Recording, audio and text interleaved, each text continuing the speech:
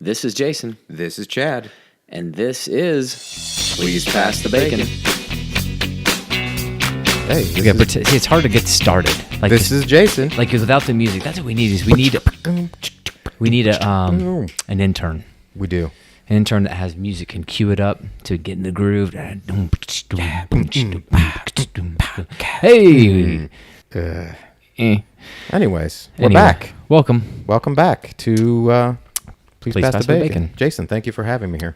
Chad, thanks for having me here at my home. Thank you. I appreciate it. I appreciate that. So, let's catch up a little bit. Let's do it. Lots of things going on outside of the podcast. We had a lot going on. Starting with being on Governor McCrory's radio show, which was pretty cool. Former North Carolina Governor Pat McCrory had us on his talk show, radio show. That's right. So a big thanks to him. That was a good time. I enjoyed it. And a big thanks to Michelle Bowden. Yes. Who wrote the article for People Magazine. How did we get in People Magazine? That's amazing. Well, we weren't really on the... Oh. We were on the online, though. The online magazine. Yeah. Yeah.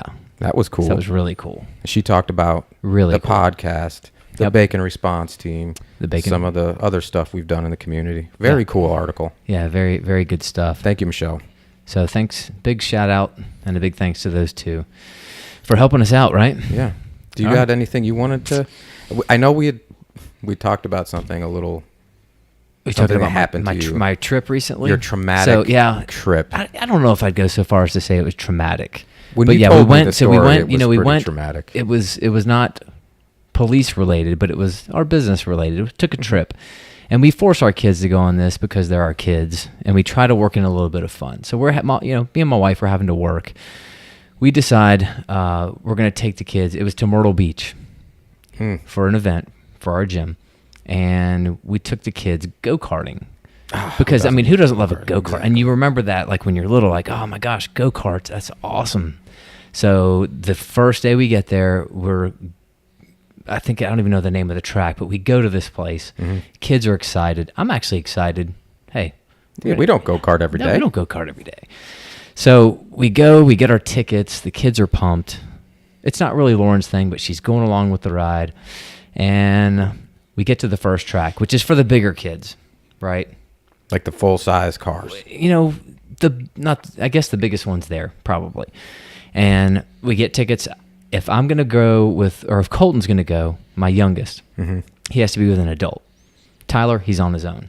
So we're ready to go, give the guy our tickets. But as we're giving him our tickets, we notice, as he's taking up tickets from the other kids before he took ours, his nose is actively running, like active snot, red around his nose, red upper lips, and every now and then he's just taking his hand, not a tissue, not his shirt, but his hand. He's just wiping it across his nose, like a 3-year-old. Yes, and so we're kind of looking at it like, oh, I guess all we have to do is give the tickets to him. We still got to touch the ticket. Oh, we just have to hand it off. Okay. To him. So, but then we do notice he's also the guy that when the carts come in, he stands on the edge and then he grabs the steering wheel and he drives it to the next spot. So so here he's wiping his nose, he's grabbing the steering wheels, and then he gets up to us and we're like, here are the tickets. He takes them and then he's like, check it out. I can't get you guys on this race. So wait for this one to be done. Boom, you jump in the next one. And I'm like, okay. That's cool. Here, take your tickets back. I'm like, no, you hold on to them. And I look and I see his hand, like the back of his hand looks like he just dragged it through an egg white. No. Yeah. No, Jason. Yeah. You know what I'm talking about, right? Yeah. I mean, I know what an egg white is. And I know you know what that would look like on your hand. Yeah. Ugh. And so I'm like, he's like, hold on to him, man. And no, you keep them. No, you need these back in case I'm not here. I want to make sure that if another attendant takes your ticket, that they know that you've got a ticket. And so he forces me to take them back. I take it back, and sure enough, I get it in the right light, and there's like a dollop of egg white on the ticket. And you're like, I wish I had my tweezers from my Swiss Army knife now to hold on. So I'm like trying to rearrange the tickets where the snotty one was in the middle of the tickets because I had to sit here and hold them for 10 minutes.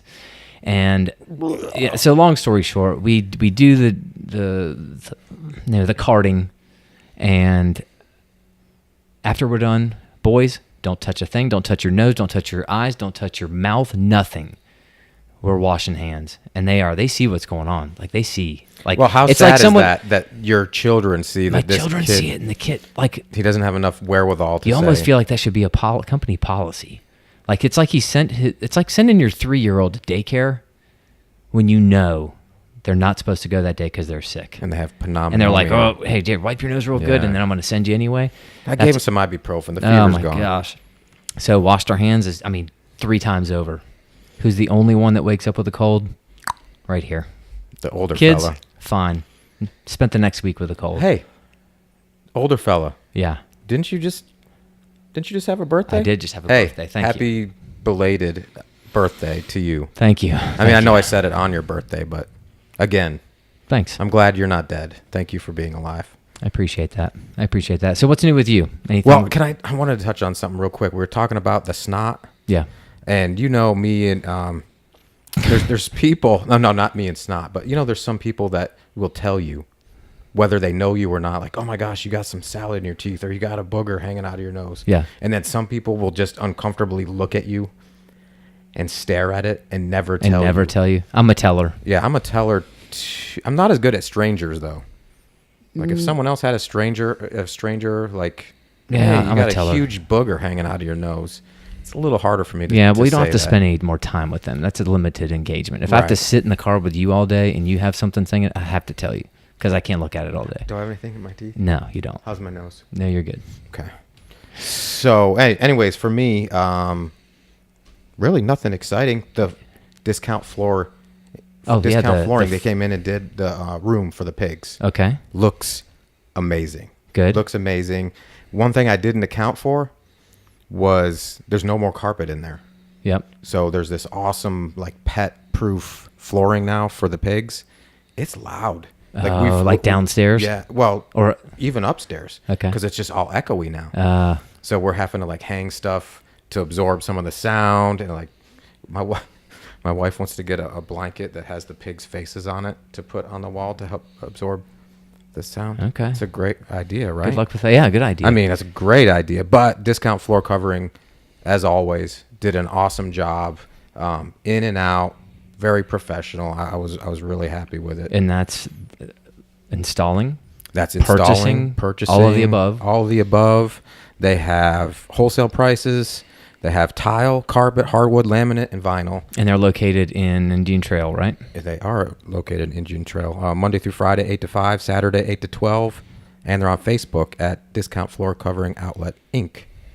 Okay. So I was real happy with that. And, of course, now the pigs have their own room. I don't think a lot of people can say that. Okay, cool. So that's what's going on with me. Well, good deal. Yeah. Did you want to touch on why we're podcasting again real quick? Yeah, I think it's always good to kind of rehash that. Yeah. So, so we started the podcast. This is our fourth episode. Just as a way to have a space where we could discuss not politics, no divisive topics, but good stories. Good stuff. Good stories, interesting guests. So with a little bit of humor, we hope. Well, from me, anyways. Yeah. A little bit of humor. And some peopleizing the police. Tell stories that are not your stereotypical police stories of cops that were what was manuscript writers, race car drivers before they came right, like our last two guests. Into the law enforcement world. Yeah, like our first two guests. So that's just what we're doing here. Not everyone grew up wanting to be a police officer when they were kids. When they're a kid, that's exactly right. Because things are different when you're kids. Because I remember my neighbor up the road from us, growing up, he was a motorcycle cop. Big dude. This guy was a man. And I remember thinking, geez, there's no way I could ever be a cop. I just couldn't do it. He was a nice guy. But you're like, he was bigger than life. Right. It seemed so far-fetched. Like, oh, my gosh, I could never be a cop. Yeah.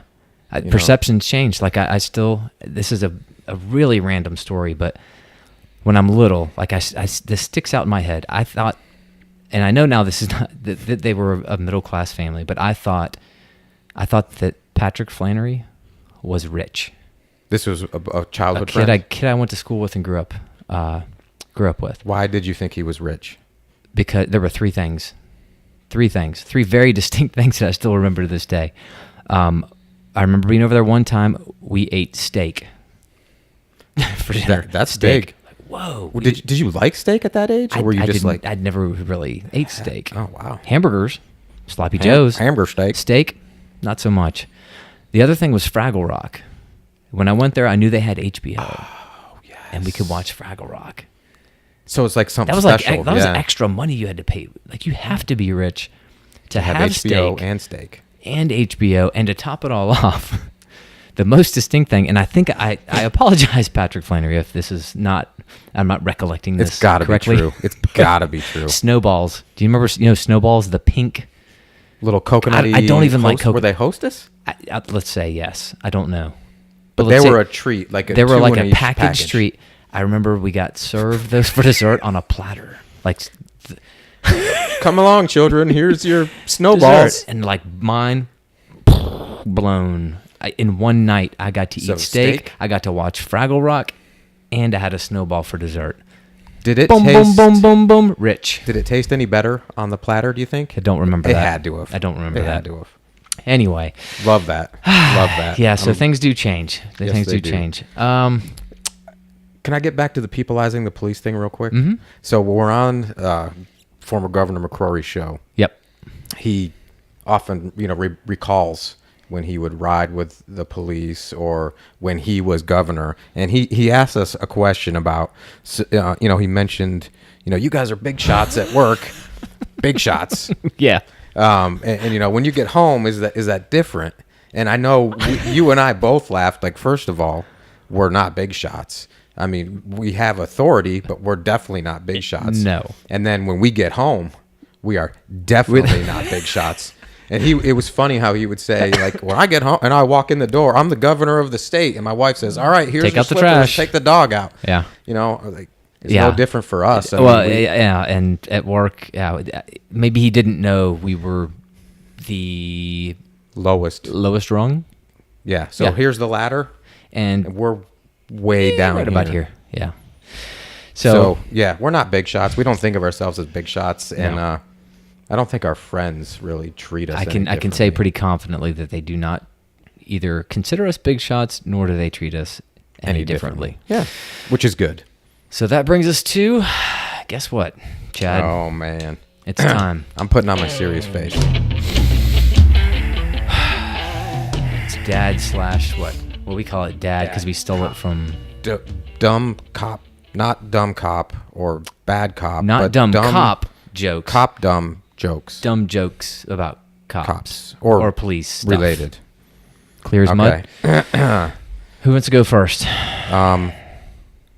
We actually have a special guest right now in the studio with us, Jason Jean from Tattered Beans Coffee, and I would like to defer to him, Jason. And by the way, guys, I'm also going to be going by Jason today to make it easy. Yeah, just to make it easy. So, Jason, thank you for being here. We really appreciate you coming down from up north. And normally, when we say up north, we mean like Virginia around here, but anywhere north of. You are here from a lot farther north, are you not? Lancaster, Pennsylvania. Lancaster. So, thank you for being here. Who do you think should go tell their joke first?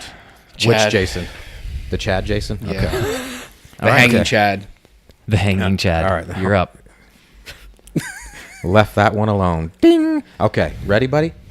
I got to get into my mental space. No. Gaze into my eyes and listen to my joke. And it's a laugh, not a smile. Right. Well, a reaction. A laugh, not a smile. I think we clarified that the first I think you need to go back and listen. Okay, ready? Yeah. What do you call a prisoner who takes his own, or what do you call it when a prisoner takes their own mugshot? I don't know, Chad. A cell fee. A cell fee. Cell like a prison cell? No? Nothing there? Not like self, right. Like a cell fee. Like C-E-L-L. Fee.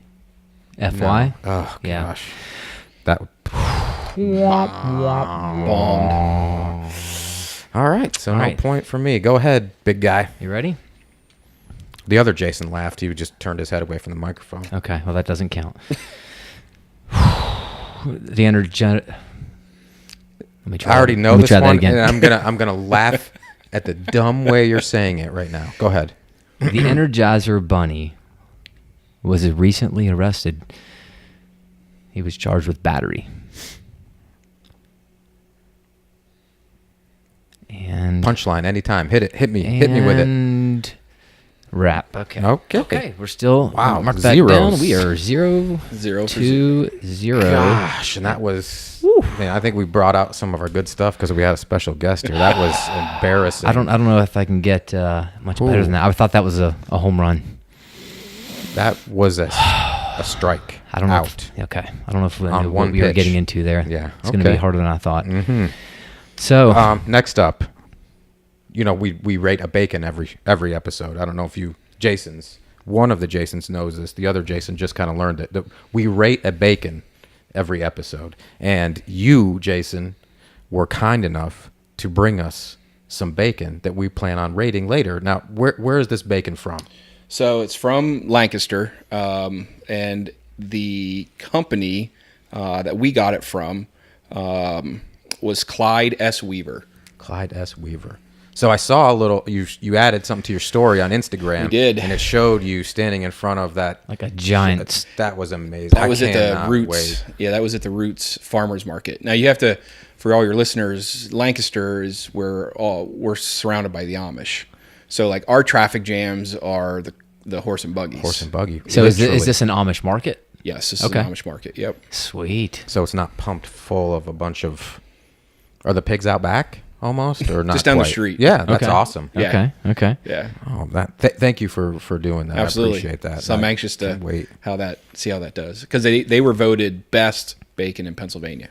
Yeah, I saw. On So the, not just in Did you hear that? Lancaster, in Pennsylvania. so beyond the county. And now I'm not going to let that entire state. influence my score. Oh, I know. I you feel weren't. like Jason's trying to pump it up because he wants that to be the highest rated bacon that we've had so far. Well, the Jasons we know. Okay. I mean, But guys, I'm a Jason. Like we're today. here. I'm a. You're a secondary Jason because it's your just chosen name for the day. yeah. No, don't take that personally. We still like you. Don't worry. hurt a little bit, fella. Moving on. Obscure laws. law. So, Jason, and any new listeners, not you, this Jason. We find an obscure or weird or dumb law and have a little discussion Fun with about it. it. This week's. Well, before we do that, last episode was the kitchen grease theft. The kitchen grease, and we made so it's unlawful to steal kitchen grease, and we're like Used kitchen grease. sorry, yeah, use kitchen grease, You almost said chicken. which you grease might again. know something about this, having been in that business. Correct. So we We were thought like, it was ridiculous, and then what happened So, yesterday or today? Today, actually, from a listener, Lester Pursley. I think I'm saying that correctly. If I'm wrong, Lester, I'm sorry. But he sent us an article from Fox News published today that said the used kitchen grease is now a $75 million. I guess you could say an industry. Industry. So what they're doing is, and I did not know this, is they're using used kitchen grease. Oh, like rendering. So rendering companies will pay to come get it, and then they use it to make biofuel and animal feed, Correct. which we had no idea why there would be a market for. But again, we were trying to figure out like what if you brought 10 gallons of kitchen grease used, what From, like, the that's going to fryer. give you. Yeah, From the fryer. what Right. that's going to make you. So, and part of this article says, and I'm quoting from this Fox News article, corporate lawyer Charles Gittins said his rendering company lost $5 million in grease thefts in 2015. Wow. And you can make 10 One grand company. in a night, he added. Wow. Do you think that it can't rival copper? I would doubt it. but Copper theft is It sounds pretty serious. pretty dang lucrative, it seems like. All right, so this week's.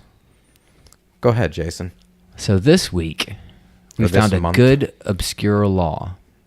Yeah, this Agreed. month, this episode. This Yeah, time. This episode. This is how I'm going to read it. How we read it. How we found it first, right? Right. So we read it, and it is illegal. You are not allowed to throw your poop out of the window in Oregon. Jason, what do you think about this, Jason? Do you feel like you should be allowed to throw your poop out? You're on a...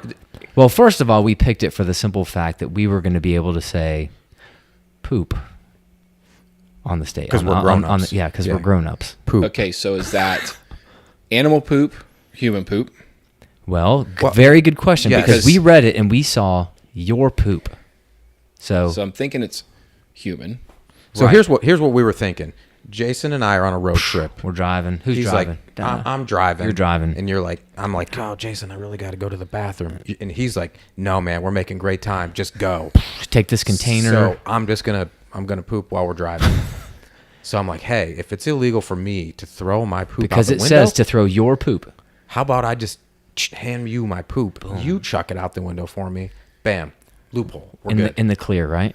So we get pulled over. Because it's not your poop Right. he threw. He threw your poop. Right. So the officer pulls us over. I'm like, officer, yes, I was driving. That was my poop, but Jason threw it out the window. Hey, but surprise, surprise, guess what? You're still getting a ticket because we looked at the statute and we found it. 2017 ORS 11.172. Improperly disposing of human waste. A person commits the offense of improperly disposing of human waste if the person operating or riding in a motor vehicle and that person throws or puts said otherwise leaves a container of urine or other human waste on or beside the highway. So you can't even go, like, if you really got to go poo. No. You can't even pull off, run in the woods. Well, I don't, because this says this is talking about containers. I think if you go into the woods, you're good. But this says this offense described in this section, improperly disposing of human waste, is a Class A misdemeanor. That's right. So if you're in Oregon, just keep that in mind. There's not a loophole. Yeah. It's not. It can't be anyone's. Don't throw poop out the window in Oregon. Well, I wonder if we have a word count on how many times we've said poop in the past 3 minutes. Probably 7. Okay. So let me ask you guys. Please. What if you have to go potty and you pull off the road and you guys are driving by and you see someone peeing? Then you're talking about indecent exposure, I think.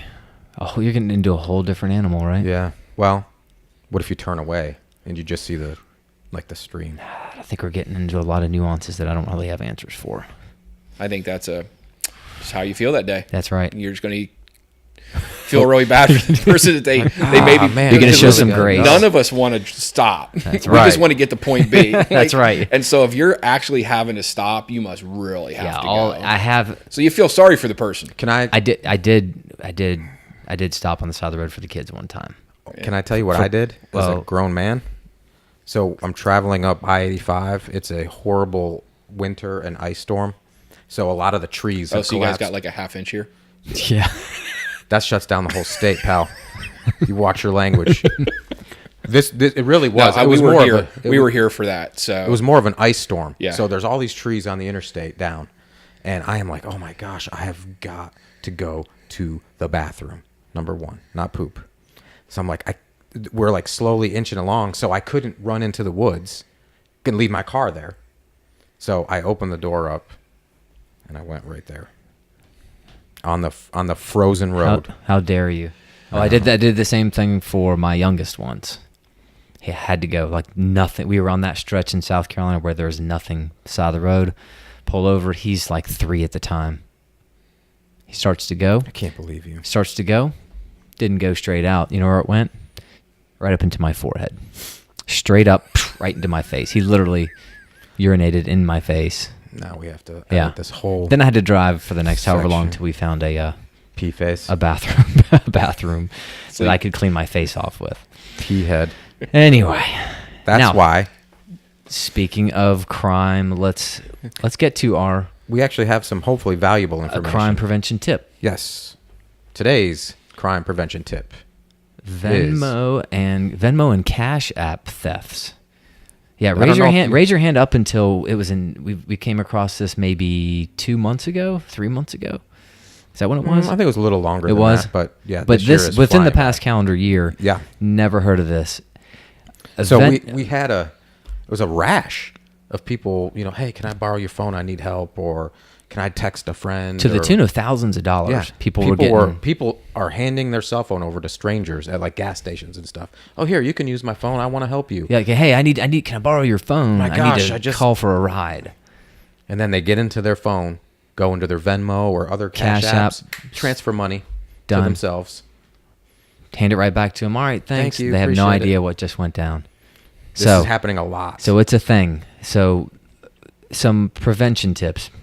Just be aware of your surroundings. If you see the guy hanging out, lingering on the side of the gas station, if you're in your phone not paying attention, they're probably going to target you as a soft target. So to keep your head up. Don't bury your face in your phone. Keep your head up, look around, make sure you're kind of aware of your surroundings. And if someone does ask that, here are some of the things that we recommend. First of all, just don't loan it to a stranger. Offer to say, hey, I'll call someone for you, or I'll text someone for you. But I'm not handing Mr. Stranger my however many hundreds of dollar phone. And if you're so nice that you just can't say no, and you've got to give that to them to let them borrow it, just make sure that any kind of security features that you have within the app that you have enabled. Right. So basically, so you can't just open the app and you're automatically into the app that has access to personal information. A lot of people aren't aware of that. They think because their phone is locked, they're not going to have to worry about it. Right. Correct. Well, and people think too when they get the app that the default feature should be more secure, and that's not always the case at all. So make sure you check those. Venmo, Cash App, any kind of money transferring, make sure you don't have access to that without that additional security feature. Absolutely. So, yeah, that's our crime prevention tip for this episode. That's right. Today's good news segment.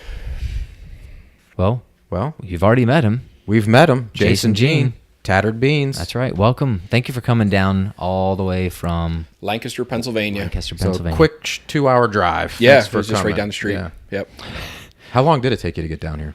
Well, our daughter goes to Wake, so we stopped there. So it's about 6.5 hours. Oh, wow. I don't speed though. No. No, actually, I don't. Oh, good. I'll do like 72. Ah. Yeah, and then I'll do like 77 and 70. Yeah. Yes, that is pretty good. I'm impressed. See, we have some insider information about how much you can go, which is exactly the speed limit. Yeah, exactly. So, what inspired I know you are an Air Force veteran. Yep. Small business owner in the Lancaster area, or like specifically, or were you in other places in Pennsylvania with? Well, I've I guess been a serial entrepreneur, so I've owned all kinds of businesses. So not just in not just in Lancaster. Cafes. Yeah, so we've had construction companies, heavy equipment, land development, clubs, restaurants, cheerleading gyms. Yeah. Look at that. Yep. That's small world. I'm gonna not only am I Jason today, but I also used to own a cheerleading gym. You're just trying to fit in. That's cute. Thanks, guys. So it's been a little bit of everything, and then so I had a really bad accident. I had fallen 22 feet and broke myself in half. Oh. So we had gotten rid of the construction companies, and we kept some of the businesses that I could do from afar. And we had moved to Key West, Florida for a few years. Okay. And that's where we had the cheerleading gym. Gotcha. And then our oldest daughter, who we love immensely, who has had her first child. Congrats. I know, right? I'm a pop-pop. Grandparent. No, you're a grandpa. I was going to say he did that look sounds, a little... That sounds too like, oh, yeah, he's a grandfather. I'm a grandfather. A grandfather. Well, we don't say grandfather down here. Yeah. It's always grandpa. Like papa or pops or... Grandpa. Grandpa. Yeah, papa is probably a big one. Some pop-pop. That's awesome. Do I fit like the pop-pop image? Yeah, I think pop-pop is good. As soon as I saw you, I was like, that guy looks like a pop-pop. Pop-pop. Yeah. So I'm a pop-pop. I'm a new pop-pop, little Carter. And so she did not like Key West. So my wife and I begged and said, hey, can we move to the mainland? Like, I understand we live on a rock. Right. But you want to go to the mainland. Right. She's like, no, I want to go back home. So we went back up to Hershey, Pennsylvania. Okay. And because my wife's a nurse, so she's always been our foundation of our family and allowed me to be me and do the different businesses. Yeah. So I've always had that luck and to be able to be the dreamer because she's always been the steady Eddie. Gotcha. That's awesome. That's awesome. It really is. And I mentor a lot of young entrepreneurs. And I'm like, you have to have something. You've got to have an anchor. Yes. You can't just like, oh, we're just going to go do this. And I'm like, because you're going to be cash strapped very quickly. Yes. So if you have that anchor, I wouldn't call my wife an anchor because she would say that I'm saying she pulls me down, and she doesn't. So she's a foundation. Foundation. Better word. See, that's a pawpaw wise rate. Yeah, that's coming up on 25 years of marriage. So what took you from all those businesses to coffee? So we had cafes. My partner and I had cafes, and so coffee and cafes just go hand in hand. So we did our research. We didn't want to get into, getting a roaster and warehousing and all that, and then teaching ourselves how to roast. We just co-packaged with another awesome company that have already had blends or would allow us to do our own blends. And once we did that, then we launched that particular company within the cafes. And you decided to take a different direction. You're veteran owned. Instead of donating to veteran causes, you took it a step further. This is really cool. I love this. A step further with that. Yeah. So in last September, I was diagnosed with cancer. So we had closed the cafes, and we had taken the coffee brand that was associated with that. And I went to my right-hand person, Amanda, who you guys have talked to, yes, and said, listen, I want to rebrand this, but I want my focus to be on vets. And so she's like, okay. So I'm like, get me all the numbers on what we buy it for, what we have to run the company on, and what other gourmet coffees are out there. And so after we did our homework, I said, we can take our bag that we originally selling for $8 and we'll move it to $12. And we'll take that $4 and we'll give it back to a vet. And that's directly to an individual cash. Vet. No red tape. Here you go. Here's your check. Cash in their hand. And so how does that work? When you actually go to your website, how does somebody donate directly to that vet? It's tatteredbeans.com. Yeah, tatteredbeans.com. So what we had to do is I had to contact my programmer and say, listen, here's my concept. First of all, can we even do it? And he's like, yeah, they'll be the product, coffee will be the subproduct. And he said, if we set it up that way, then people can shop under as many products, vets, or the military branches. Because I also set up, because if someone doesn't know a vet, but they love the coffee and they love the mission, then they're going to shop under, maybe their dad was in the Army. So they just go to the Army generic page and they'll shop under there. But maybe they know Chad and they say, oh, well, I'm going to shop under him. And then they know Jason. So that person bought coffee under Army, Jason, and Chad. So at the end, when they check out, our system dumps down and says, you owe Chad $4, you owe Jason $4, and the Army fund gets $4. Cool. That is awesome. And at the end of each month, we tally everything up and we send out checks. And it's taken off because you started fourth quarter 2018. Is that right? The concept started fourth quarter. Mm-hmm. I had my cancer surgeries December and January. Okay. And so we really launched the website about first week of February. Oh, wow. We had our first sale, I think, the first week of March. Wow. That's awesome. So we're new. Yeah, brand. Yeah, we're so wet behind the ears, it's not even funny. Just like this podcast. Yeah, I mean, that's literally about when we started. And that's what's awesome is being here with you guys, and we're both new, ventures. Yeah, and we're both very successful at what we're doing so far. Well, I love that you were in the Air Force. You're doing all this stuff to help others. Your wife is a nurse, helping others.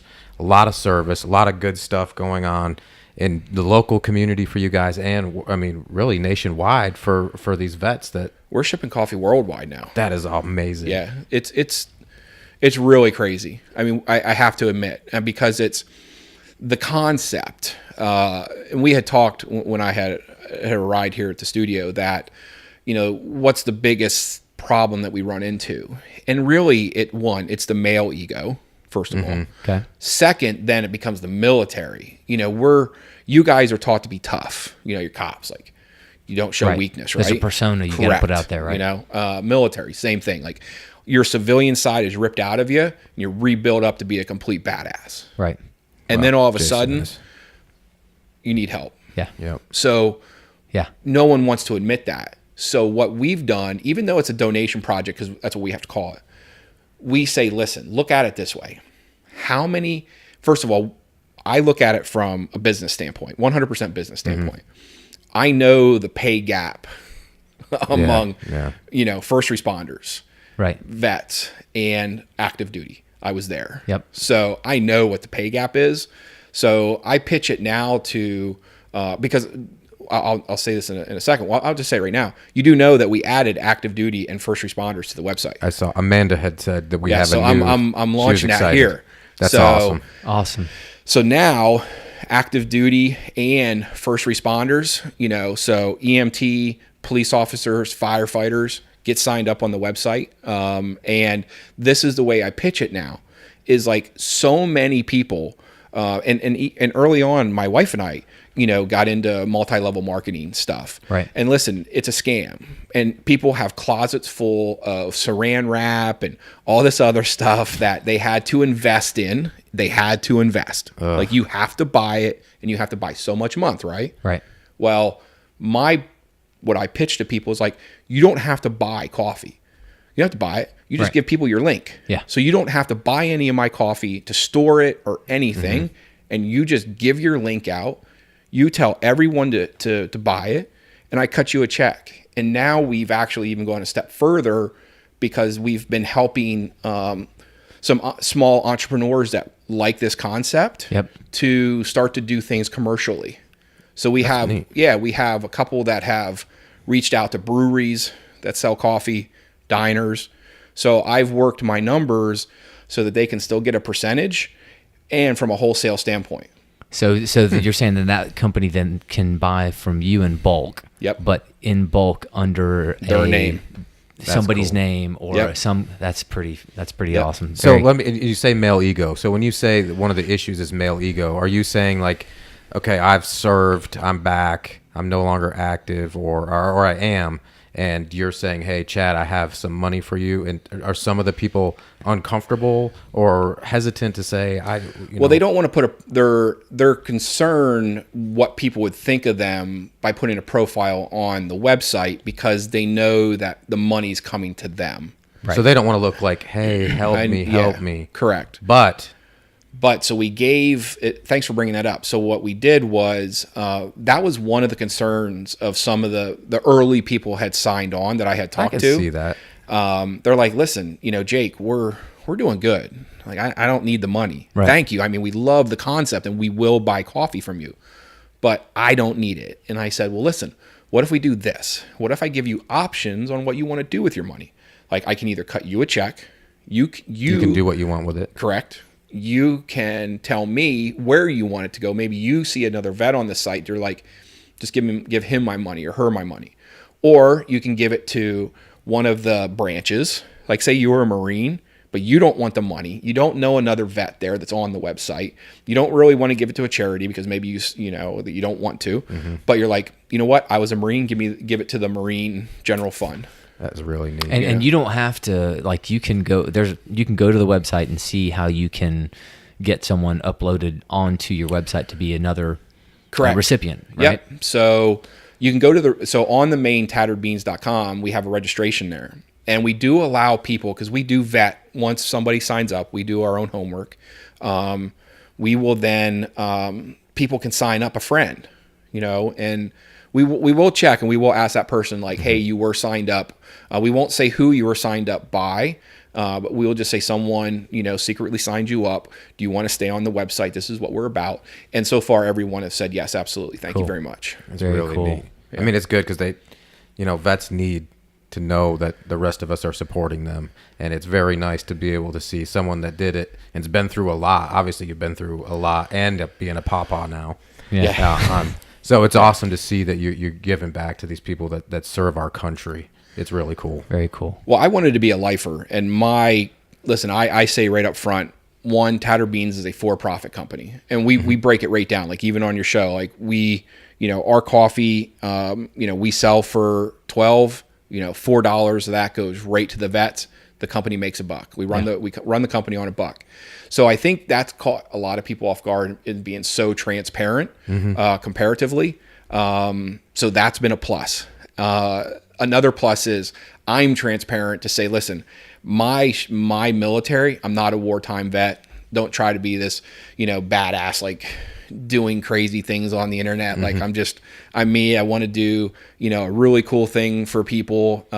So my level of respect for those people are to the moon, because I wasn't overseas. I can't even imagine what it's like being away from your family for 6 months, a year, doing 2-3 tours, right? So we have, so I just happen to have the ability financially and from a business standpoint to give back to some of these people who have made those sacrifices. And I didn't even go to the step that you did. I'd never enlisted.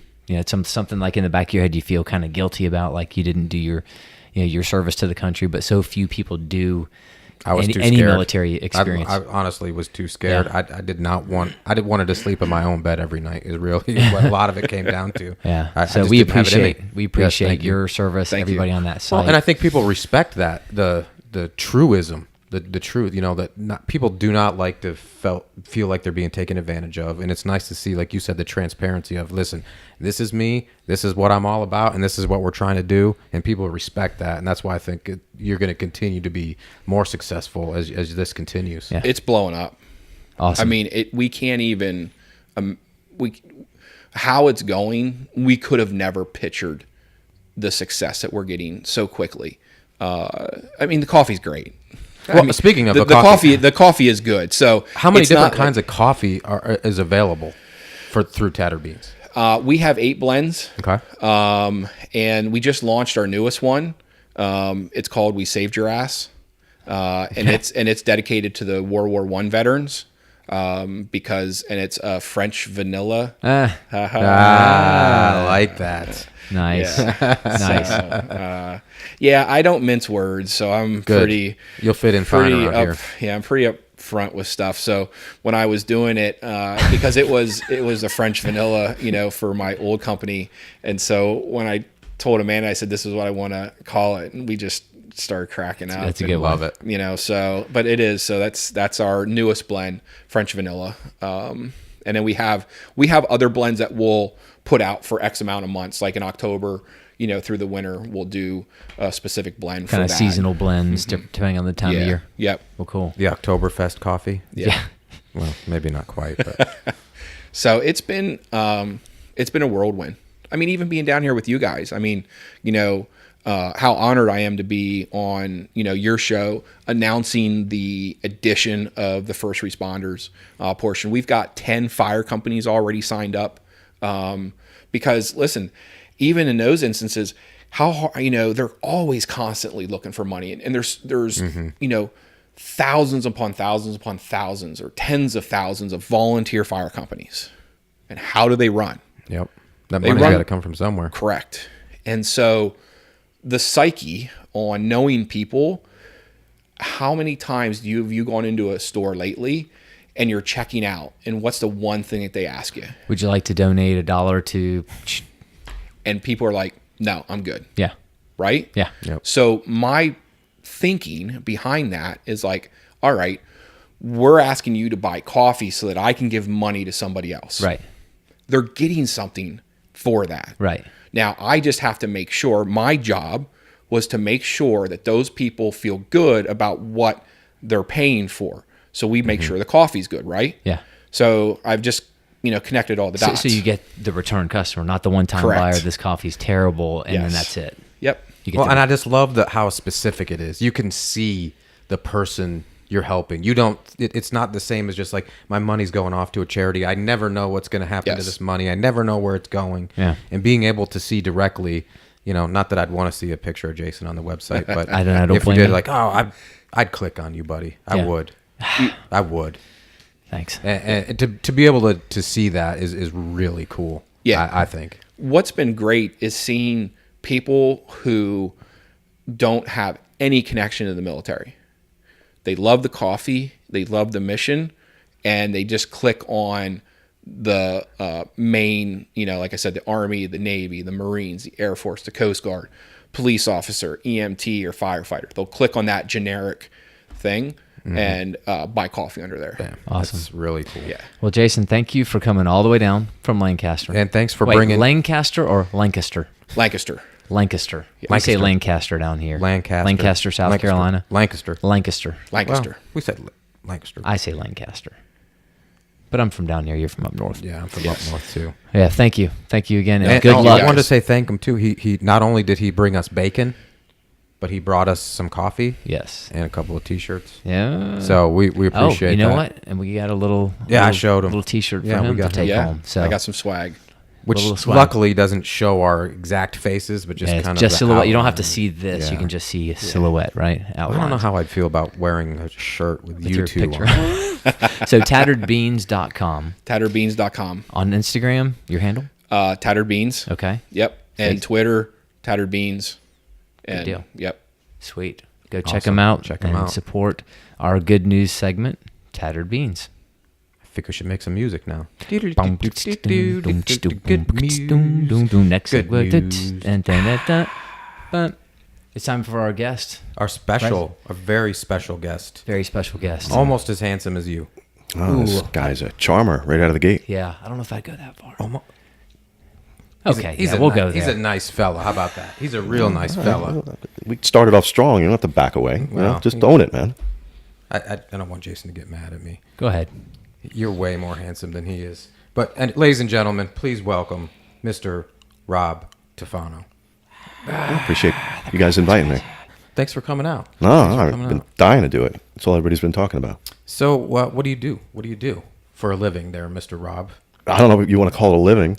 Well, It doesn't feel like much of a living these days. No, we see you a lot, though. You're out there. Yeah, I'm out there. Yeah. Yeah, so to speak. So you're our first guest that isn't currently a police officer, No, not anymore. but you used to be. Recovering police officer.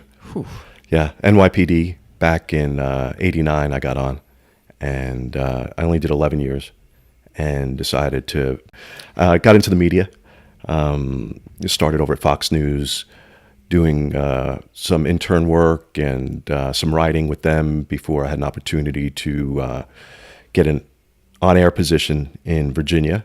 Well, we do a lot as police officers, a lot with the media, but how did you just suddenly you were like, all right, I'm done? Was there something that piqued your interest in saying, listen, this has been nice being a police officer, but now I want to do something different? Well, policing, that was never I admire it. I think it's the most noble profession on the face of the planet, but it was never, I've worked with a lot of people through the years. It's their calling. This is just in their, courses through their blood. That was never me. So what got you Policing? Yeah, what you got? It was a half a dozen of us who had I lived back on Long Island with a bunch of guys, and we were all going to take the test together. So one Saturday in New York, 6 turns to 3. The other 3 decided to go to the beach. They didn't even show up, and so now we're down to 3, and we all take the test, and the other 2 doled out. They couldn't pass the drug test, so they never got past Jump Street, and probably shouldn't have smoked that weed that weekend before the drug test. You think it's going to be a fun week? Last man standing, so to speak. So I guess I've gotten that so far in the process that it's just made a lot of sense to stick with it. But it's not like you did it for a year. No, You 11 did years. for It was 11 great. years. Yeah. Worked over in Manhattan, Midtown, just outside of Hell's Kitchen. A lot of, the name Hell's Kitchen gets all, people think it's like this rough and tumble kind of area, but it was, this is after the Irish Mafia had already been eradicated from Hell's Kitchen. So the Westies were gone, and the yuppies started moving in along with the coffee shops and the restaurants. And, it's in the shadows of the theater district. And then you had the Giuliani administration who'd come in and just really crack down on Oh things. my gosh, the quality of life kind of issues that he put front and center really made a difference in just bringing crime to a screeching halt there in New York. And Now, was that a walking beat? How did that work? yeah, so the first couple of years, theoretically, when you come in as a rookie like me, especially in a precinct like that, I mean, that's that's a highly sought after kind of precinct. So people with a lot of juice, people who have a lot of connections wind up in places like that. And for a rookie to come in and get in a car, it's usually a couple of years before you find yourself in a patrol car. So traditionally, you'd be on the foot post for a couple of years. Unfortunately, it was no more than a year before I got in, because a bunch of guys in my command, in my precinct, wound up getting locked up on federal charges because they were shaking down brothels and all this other kind of stuff. So that's so NYPD. And that, when was that? Ridiculous. 91, 92-ish, somewhere, or maybe so 93. Kind of in the tail end of the crack epidemic. Yeah, and we were right in the throes of it. And that's exactly right. I mean, when I first got in over there, crime was just horrible. Yeah. Horrible. People like zombies on the west side, and crack was a big thing. Yeah. And wasn't too soon thereafter that the new mayor comes in and puts that gavel down, and wasn't soon long after that we really started seeing a big difference in quality of life, really improving. I mean, he'd get on everything from the squeegee guys that are washing your windows to people urinating in public, and to some, that broken window theory, you're just messing with people. But, I'm a firm believer in, it's the little things, it's those details that really make a difference. And I think made the difference in turning New York around to the extent that it did. It's almost like dealing with kids. You give them an inch, they take a mile. If you don't address it early. Yeah, I think we all know a little something about that, right? I think a good analogy. So 10, 11 years later, was there an event or anything, or you just decided it was time to move on? Was the interest already there, or was it something on the job that led you to go the route you went? I think it always intrigued me, the media side. Toward the end of my career, I was doing some work with the department's video production unit and helping them produce internal training videos and things, and that kind of gave me a little bit of the bug. But during the course of that, I met a guy named Glenn Pettit, who was a cop, and he was assigned to that unit permanently, and he was also a freelance videographer for News 12 Long Island. It's the equivalent of what we would call in North Carolina Spectrum News. It's like a 24-hour news cable station, and he had gotten me an internship and some training work, and that kind of set the wheels in motion. Before I got the gig over at Fox News, it wasn't until 2001, World Trade Center, Glenn goes with his team from the video production unit to get video of the World Trade Center, the buildings, and Glenn, the guy that he was just a hard charger, wants to go into the buildings, and his team's like, nah, man, maybe we stay back. And he's like, we got to get some shots in the building, goes in, and they never even found his body. Wow. They found pieces of his equipment, but they never found him. Wow. So that's kind of what set everything in motion, and I guess it's been a slobbering love affair ever since, so to speak. Yeah. When you left there, were you at a news desk? Were you a field reporter? Yeah. Were you writing, or all of the above? I get on the desk every so often as fill-in anchor, and that's usually on the programs that nobody would watch, like Christmas and New Year's. Hi, Mom. And when the main anchors were home with their families, swilling their wine, I was the one stuck back, and it was good. It was good exposure. But no, generally, I was just on the beat, street cop or street reporter, primarily covering crime. They put me on crime most of the time because of my background in policing, and it's just a different animal. Gave me the opportunity to tell some of those cop stories and crime stories in a different kind of way. I think I brought a little bit of a different flavor than your garden variety reporter. Yeah, you bring some legitimacy to the story. Yeah, and a little bit of understanding and background, understand the landscape, the culture somewhat, and I think that lent itself to helping me develop some really good relationships on the other side with the agencies that I was covering as a reporter. Right. Interesting. It is interesting. And plus, most reporters don't ever get to say, well, yeah, I was a cop for 11 years and I know what they go through and, what they're trying to do. So it's definitely an interesting perspective I'm sure you're able to provide at that time. And now you end up down in North Carolina. Yeah. So go from Virginia to North Carolina and started working at a CBS affiliate here in North Carolina for a couple of years, doing the crime thing, still the crime reporting, and it was a police chief. I think I just hit my 10th anniversary with where I am now. Police chief of the Charlotte-Mecklenburg Police Department brings me in to run communications for the department, and been doing that. I think I just hit my 10-year anniversary. Wow. So was that a position that already existed, or did they create it for you? No, my predecessor had taken off, and she, also a civilian, had left and gone to teach University of Maryland. I think that's what she's doing, writing books and making some money and having a good time. Yeah, right. So with all that, like the police experience, the news experience, were you pretty quick to recognize the need for a communications company that could deal with police and their inability to handle how quickly the social media. Oh my gosh. Yeah. Has hit law enforcement, because I think we were behind the curve. Oh yeah. I mean, fair to say. Yeah. No, I don't think that's being. I don't think that's hyperbole. I think you're absolutely right. So independent of what my day job is, you're absolutely. Started this company about 5 years ago, and essentially work with police departments all over the world now, trying to help them tell their stories better. Try to help them develop members of their respective departments and help them develop them into communication people where they, can get out in front and tell their own stories and not be as apprehensive, as reluctant, as distrustful as they've been traditionally with the media.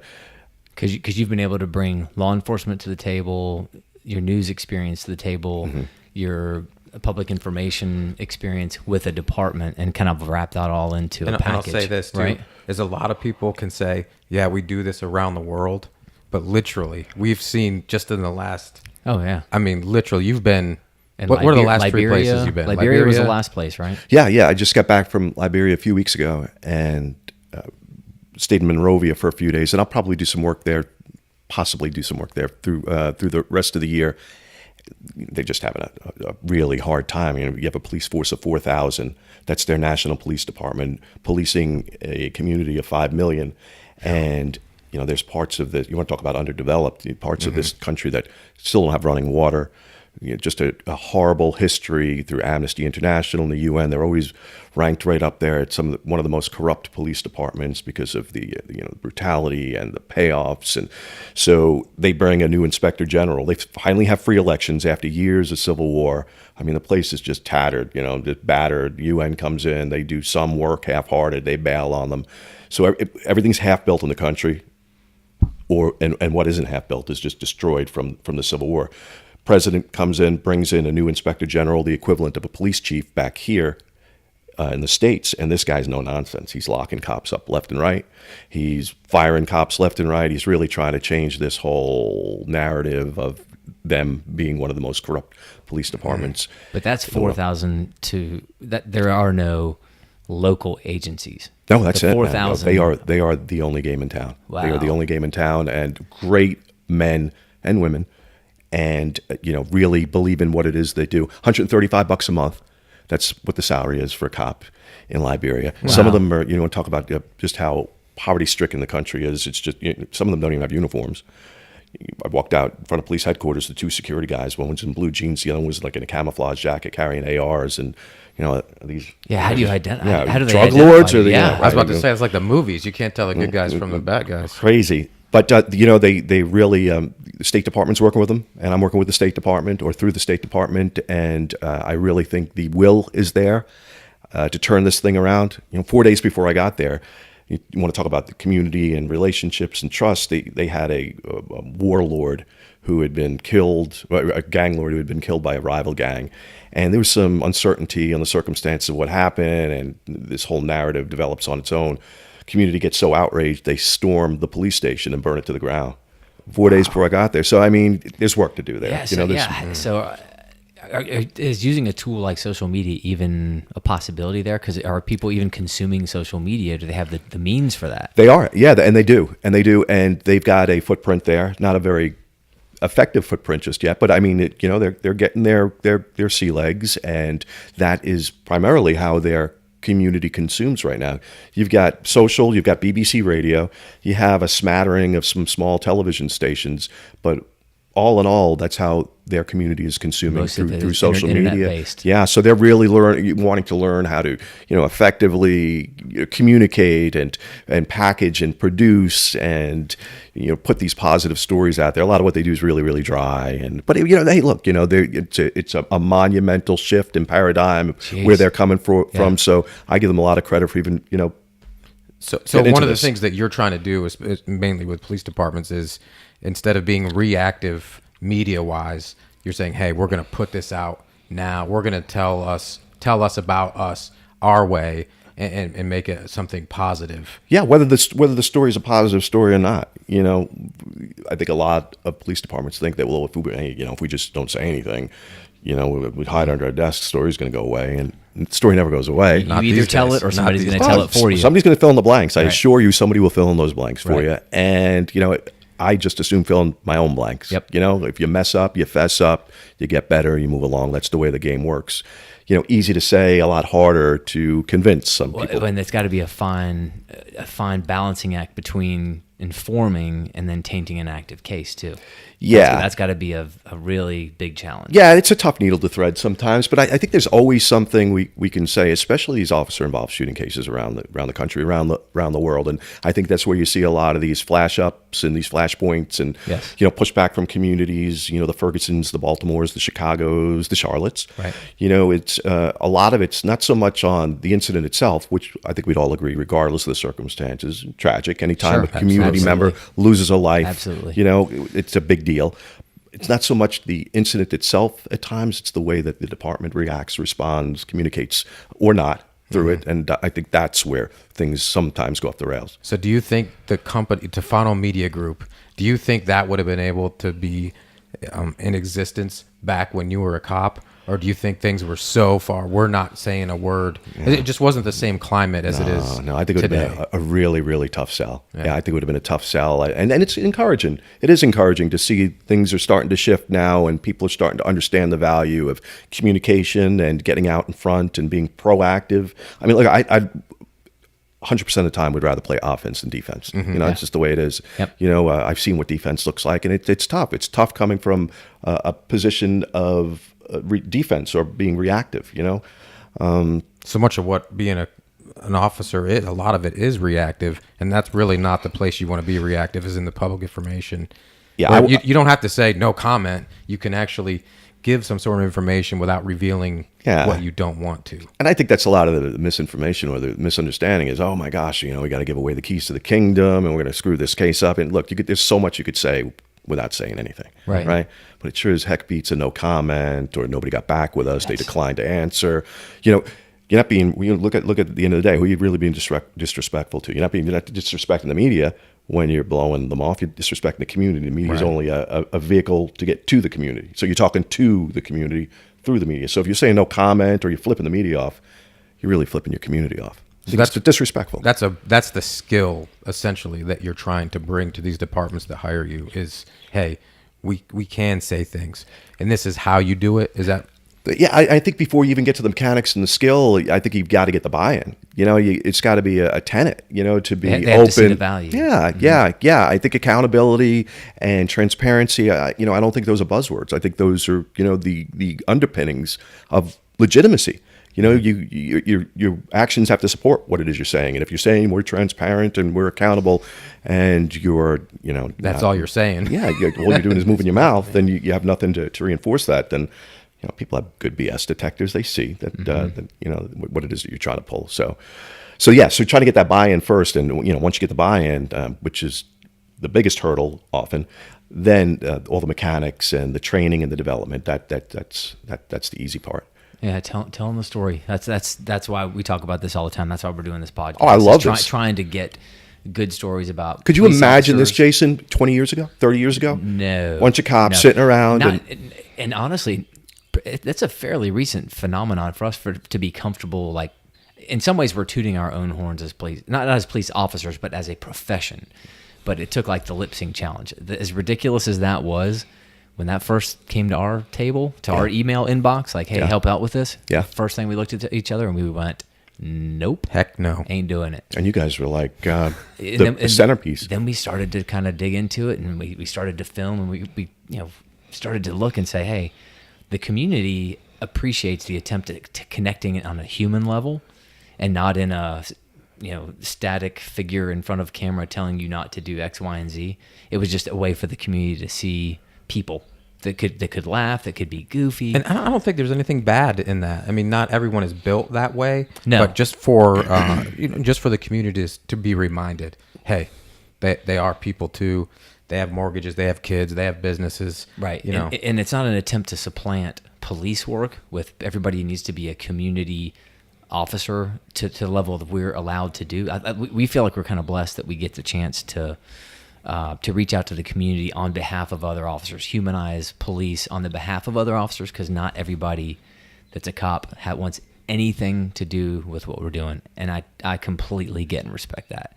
But I wonder why, though. It's always been my experience that those are the first guys and gals that, the community just doesn't get us. Nobody understands, what we're up against. But they're, the first ones to jump up and moan and groan about how nobody gets it, but they'll be the last ones to want to get out there in front and show a human side. It is. I think it goes back to just altruism. Yeah. Like you get into the job for some kind of intrinsic altruistic reason. You want to do it for good for the community. You want to serve the community, and that's the reason. And when somebody says, "Hey, shine the spotlight on yourself," that's not a natural reaction for somebody that got into the profession the way that to they're do wired. things, to do good without being acknowledged. Absolutely. I mean, we've heard of, look, I get a paycheck. That's my recognition. I didn't do this, I think there's some bravado, that creeps in. You got to be wired have some level of bravado. There's no question. Right? I'm glad you say that, because there's no question about that. Like, we talk about customer service. It's just like any other business. You're going to get officers that give you this level of customer service than ones that maybe don't reach that level of customer service. But that also might be the guy that you want responding to the active shooter at a school. Right. Because he's wired in a way where he's going to protect life. Right. And he is not scared to do that. Right. So it's yeah, I don't think it has to be either or. Right. It could be both. It takes a lot of different type of people to do a department. Justice. I use like a sports analogy. Not everybody on the football field is the quarterback. There's different body types. There's different personalities. Everybody has a position to play, and you play your position. You wouldn't ask your linebacker to be the quarterback. You wouldn't ask your linebacker to be a DB. Sure. They're just not built that way. So what I think departments would like to do is plug people in to those positions where they're going to thrive and make the department look good. Absolutely. There's this discussion that's been going on in 21st century policing. What are we, or what are you?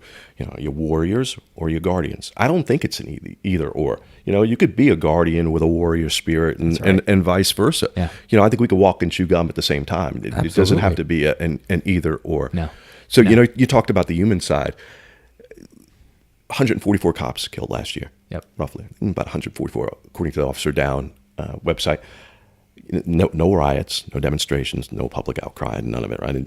If they happened, I missed it. I must have blinked because I didn't see any of it. Right. Correct. So, what does that say as a society? Do we own some of that to the extent that we have worked ourselves and twisted ourselves into the knots, to the extent that we put on this paramilitary kind of vibe that people don't see us as human beings, so they see us as just somebody that we could just replace? We'll just slide another body on the line. I think that's a big part of it. Is just the dehumanization of the uniform. Absolutely. It's a uniform. How silly is it that we have to say, we have to work so hard to show them that we're human? Of course we're human, but we have to come out and say, and we have to have campaigns. We have to have podcasts just to illustrate that point, that we're humans, that we're dads, that this isn't who we are. This is what we do. This is what we do. It doesn't define us. Absolutely. Yeah. Father, son, and the whole thing. So there's work to do. But it's encouraging to see that that's starting to creep in now. That it's not just and that there's an appetite for it, for good news. Like that's if we sat here and tried to think about how we could just get more views or get more likes or followers, we wouldn't go down this path, because there's a guaranteed path. If you make it divisive enough, if you make it shocking enough, you're going to get pornography. I guarantee you'll get boom, 100-fold. We did talk about doing a topless episode. Well, I'm glad I'm the fourth guest and not the fifth. But that's true. Yeah, that's true. It's we're glad to see there's an appetite, and I always wonder, and I want to ask you this. Do you think there's ever a time where news will swing and say, hey, you know what? I get it. I understand why the news runs. I hate to use this phrase, but if it bleeds, it leads. Mm-hmm. Okay. Mm-hmm. That's a very generalized but an accurate way to one. describe it. An accurate, yeah. So my question for you is, you think there will be a time where the media strikes more of a balance of good stories, and if it bleeds, it leads? Or is that something that's driven by society, or is society following what the media is putting out there? Yeah, I think it's the latter. Media is following society. Nobody in society is interested in seeing those bloody stories and those sensational stories, then I assure you the media is not covering those stories because, especially on the local level, they're all about the eyeballs and the ratings. And if nobody's watching, they're going to shift gears and they're going to find content and the direction to go in that will force people to watch. Because you've spent time in those. Yeah, in those meetings. And that's, I think, what a lot of law enforcement has a really hard time getting their heads around is, they all seem to be, a lot of them seem to be of the notion that, oh man, they're just anti-cop and they're just anti this and that. And, they're political and they're ideological, but none of their agenda is rooted in politics, anti-anything. It's pro money. They're a for-profit business. If it doesn't make dollars, it doesn't make sense. Not there. It didn't then when I did it. It doesn't now, and I assure you, it won't tomorrow. If nobody look, if I'm at station A and you're at news station B, I'm trying to get more people to watch me at station A. My ratings are higher. More money I charge my advertisers. More money I put in my pocket, and that's what keeps the gas in the BMW. Yeah, and I think you see that too when you see polls about trust in media at the local level. I think it's very different than when you're talking about it at a national level. Absolutely, it's very different. 73%. And a lot of us in law enforcement get hung up. Oh, nobody even likes me. Well, they do. Locally, especially. And I'm glad you bring up that distinction because nationally, the national media rivals, the trial lawyers, and Congress and prostate cancer. I mean, it's just horrible. Yeah.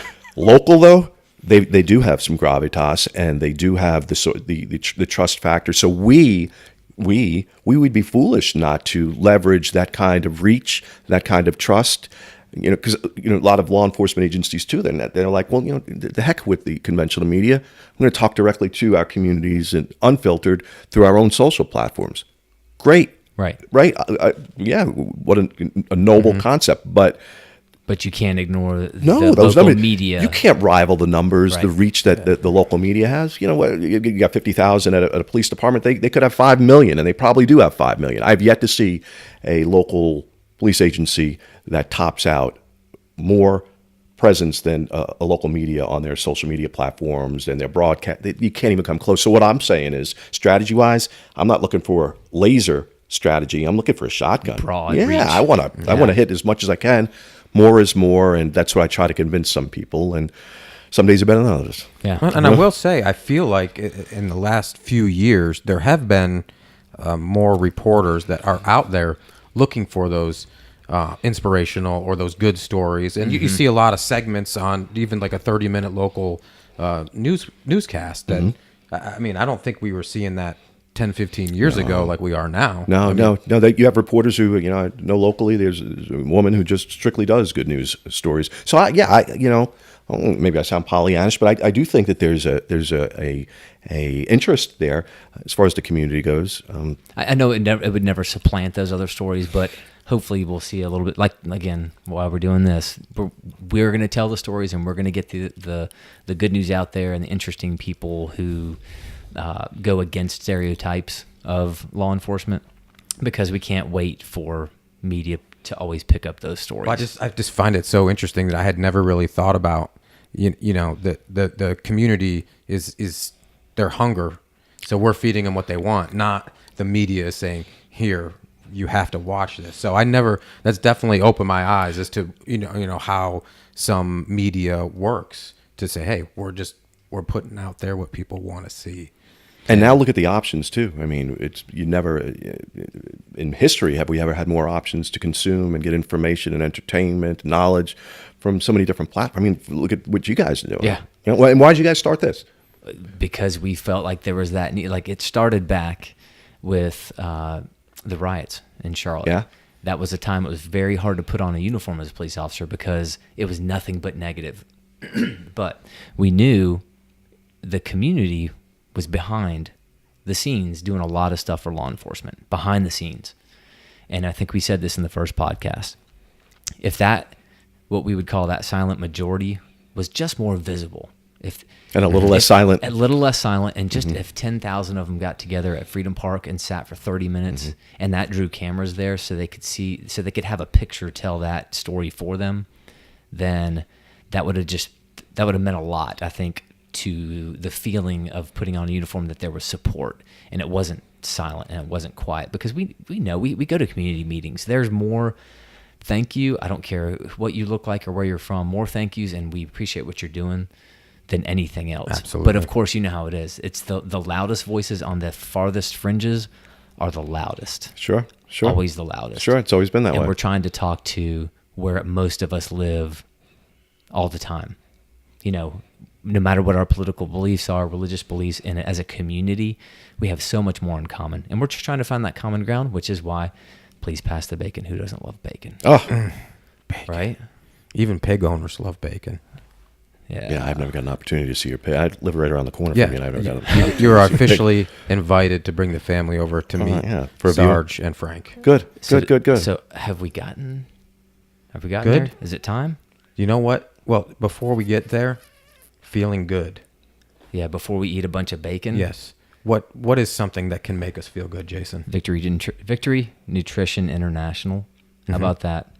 Good supplements made from premium quality ingredients, science-backed products, which are clinically reviewed in scientific literature, products that really work, and nutrition that gets in. These are supplements that I take.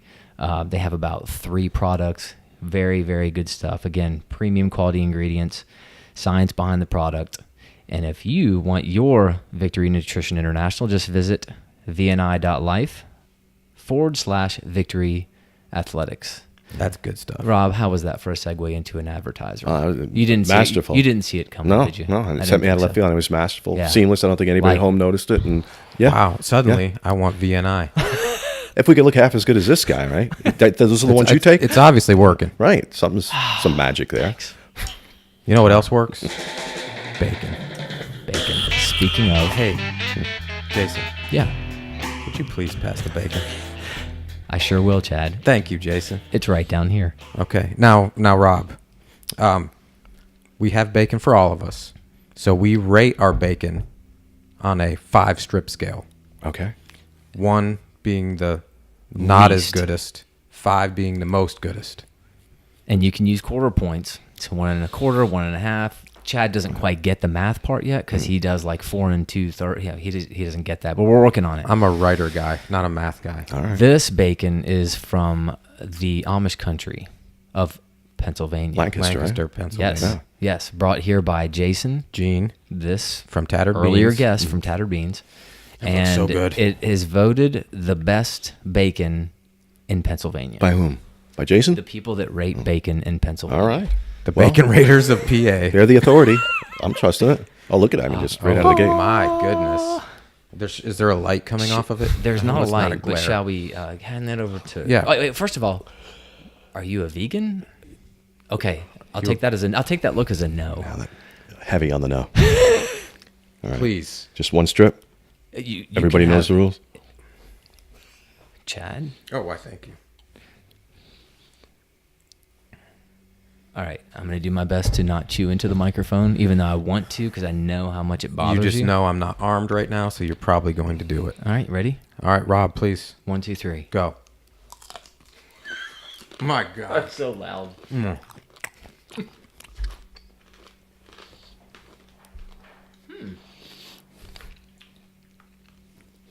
Do you want to start? For not being a like smoked or flavor laced bacon, delicious. I'm gonna go. I'm gonna start it off 4 1/4. 4 1/4. I think I did 4 1/2 last time for the last bacon, maybe. Okay. What you got, Rob? Very benevolent. A little greasy. Okay. How is it fried up? It was baked. So. I'm going to go with 3 1/4. Okay. 3 1/4. Okay.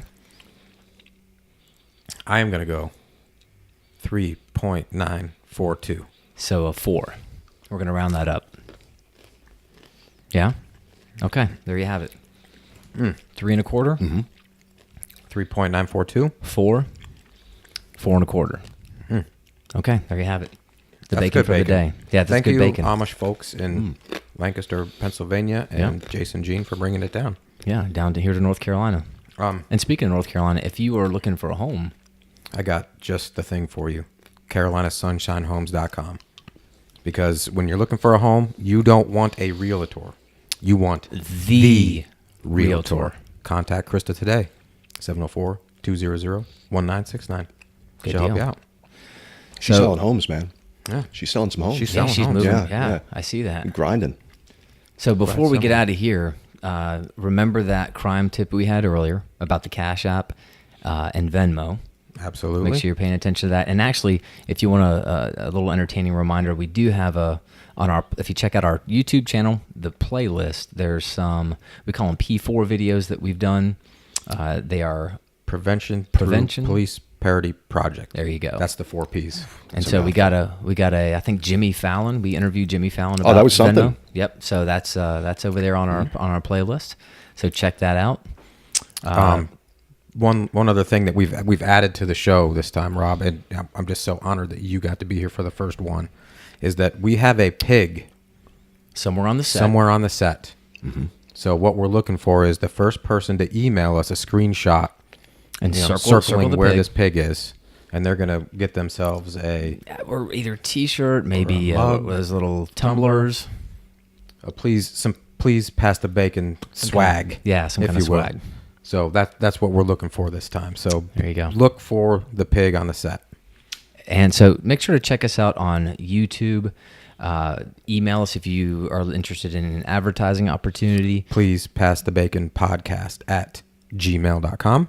On Facebook, Instagram, throw us a like on any of those platforms. And a follow and a like. And a podcast review would be fantastic be great. as well. We appreciate any subscribes and any reviews.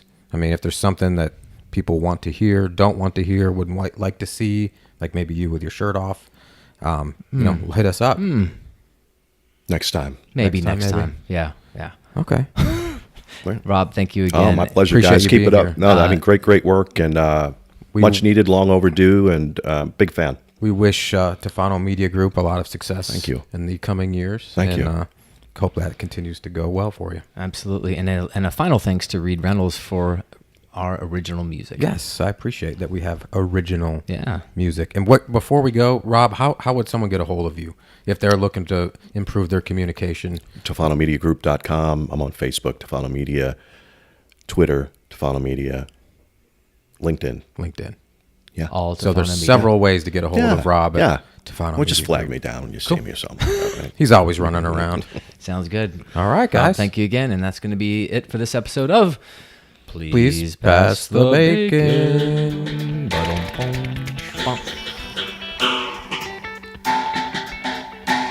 Gentlemen. Nice.